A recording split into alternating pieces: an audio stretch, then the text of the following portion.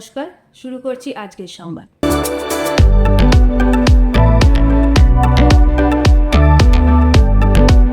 বর্ধমান শহরের ৩৫টি ওয়ার্ডের সাফাই কর্মীদের সম্বর্ধনা জানানো হলো। সলিড ওয়েস্ট ম্যানেজমেন্ট ডিপার্টমেন্টের তত্ত্বাবধানে বর্ধমান টাউন হলে আয়োজিত এই অনুষ্ঠানে উপস্থিত ছিলেন বর্ধমান পৌরসভার সলিড ওয়েস্ট ম্যানেজমেন্ট বিভাগের এমসিআইসি প্রদীপ রহমান, পৌরসভার আধিকারিক তাপস মাকড় সহ অন্যান্য আধিকারিক ও কর্মীবৃন্দ।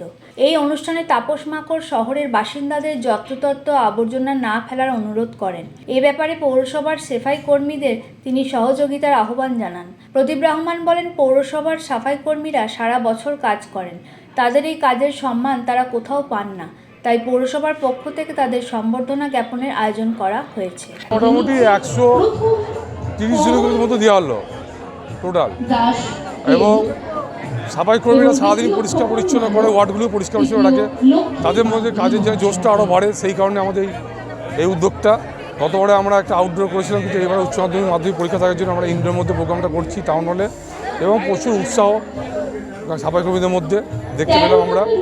এবং আমরা বর্ধমানবাসীকে একটা অনুরোধ করবো যে আমরা ময়লা আবর্জনা যেখানে সেখানে ফেলবেন না, আপনারা নির্দিষ্ট জায়গায় ময়লা আবর্জনা ফেলুন। আমাদের বর্ধমান পৌরসভা আমাদের পাশে আছে, এবং আমাদের ডিপার্টমেন্ট সলিড ওয়েস্ট ডিপার্টমেন্ট আমাদের পাশে আছে।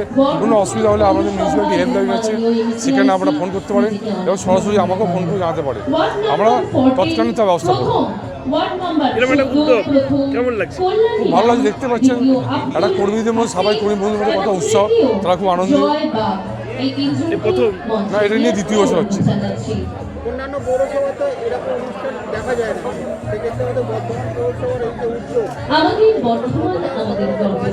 অনেক সফলতা পাওয়া যাচ্ছে। সেই জন্য বর্ধমান শহরটা পরিষ্কার পরিচ্ছন্ন প্রত্যেকটা পৌরসভা করা উচিত, এবং আমরা বর্ধমান পৌরসভায় করছি, এবং এই করার ফলে আমরা দেখেছি যে ওয়ার্ডের কাজের গতিটা আরও বেড়ে যায়, এবং তাদের গতবারে যদি ফার্স্ট সেকেন্ড থার্ড করেছিলাম, সেবার তাদেরকে করা হয়নি, তা আবার অন্যজনকে করাচ্ছে, মানে টোটাল 35 জনকেই আমরা এইভাবে সম্বোধনা করে চলেছি প্রত্যেক বছর ধরে।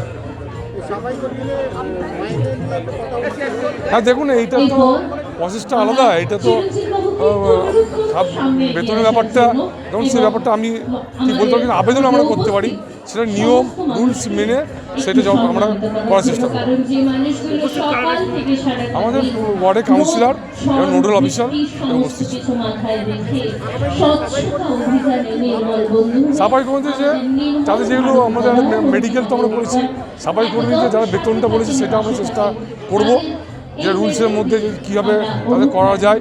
যে আমি বলে দেবো যে বাড়ি দেবো আর পারবো না, সেটা না, আগে আমরা বোর্ড বিউসিতে আলোচনা করব, সেটা বাড়াতে গেলে আমাদের পৌর আমাদের যে দপ্তর আছে কলকাতায়, আমরা সেখানে পাঠাবো, আমরা অনুমোদন পাবো, তারপর আমরা করতে পারবো। দেখুন, ভালো লাগছে, খুব খুশি, যখন আমার সাফাই কর্মীরা যখন খুশি, তখন আমিও খুশি। দেখা যায় সাফাই কর্মীরা ওয়ার্ড পরিষ্কার করে দিয়ে যাওয়ার পরও বেলা 10টা-11টার পর থেকে অনেকে আবার আলোচনা পেয়েছে। হ্যাঁ, কিছু কিছু মানুষের করে, তার জন্য আমরা বলছি, আমাদের মাধ্যমে বলছি আমরা 500 থেকে 5,000 জরিমানা করবো। এবার সামনে আমি এটা আগামী সপ্তাহ থেকে আরম্ভ করবো, হাতে হাতে ধরলে আমরা জরিমানা করবো, আবেদন করবো। আমরা যেখানে সেখানে ময়লা আবর্জনা ফেলবেন না, নির্দিষ্ট জায়গায় আমরা ময়লা আবর্জনা ফেলবো। বাঁকা আবর্জনা করার জন্য বাঁকা আমাদের পরিষ্কার পরিচ্ছন্ন আমাদের কাজ আমরা করেছি, অলরেডি একটা সাইড করছি, এবং সেখানে সিসি ক্যামেরা এক জায়গায় একটা পরিচয় লাগিয়েছি, এবং ওটা বাঁকাটা আমরা পরিষ্কার করা আমরা পরিকল্পনা নিচ্ছি। আমার নাম প্রদীপ রহমান, আমি সলিড ওয়েস্ট ম্যানেজমেন্ট ডিপার্টমেন্টে এমসিআইসি।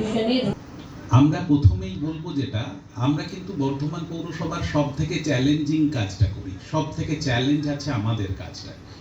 যে ইঞ্জিনিয়ারটা রাস্তা তৈরি করছে, তার কাছে টাকা আছে, সে রাস্তা তৈরি করে দেবে। আমাদের কাছে টাকা আছে, যেখানে আবর্জনা জমেছে সেটা পরিষ্কার একদিন একবেলা করতে পারবো, তারপরেই আবার কেউ না কেউ সেই জায়গায় আবর্জনা ফেলে দেবে। আমাদের কাজটা থেমে থাকার কাজ নয়, থেমে থাকার কাজ নয়। সেই জন্য আমাদের কাছে সব থেকে বেশি বাজে কথাগুলো আপনারা যারা আমাদের ফিল্ডে আমাদের প্রতিনিধি হয়ে রয়েছেন, তাদেরকে সব সময় শুনতে হয় আমরা নাকি কিছু করতে পারি না। নেগেটিভ কথা কত শুনি আমরা, যে আমাদের যারা আমরা সকালবেলা থেকে উঠে পরিষ্কার করছি, তাদেরকেই শুনতে হয় বাড়ির লোকগুলো বলছে, কারণ আমরা আঙুলটাকেও নিজের দিকে দেখাই না। আমাদের নাগরিকরা নিজের মতো করে আবর্জনার ব্যবস্থাপনা করেন, পৌরসভার প্রদর্শিত পথ দিয়ে নয়। আমার নির্মল বন্ধু যতবার বাড়িতে যেয়ে বলে আসছে আবর্জনা দুটো আলাদা করে ফেলুন, কেউ ফেলছে না। যতবার বলে আসছে যে আমরা 8টা থেকে 10টার জিনিস নেব গো, উনি ঘুম থেকে 10টায় উঠবেন, তারপরে এসে আমাদের যেমন সবারই স্বভাব থাকে, পাড়ার পোলগুলো সেই জায়গায়, পাড়ার পোলগুলো দুটো কাজে ব্যবহার হয়, একটা কুকুরের হিসু করার জন্য আর আমাদের মতো শিক্ষিত লোকেদের আবর্জনা ফেলে দেওয়ার জন্য।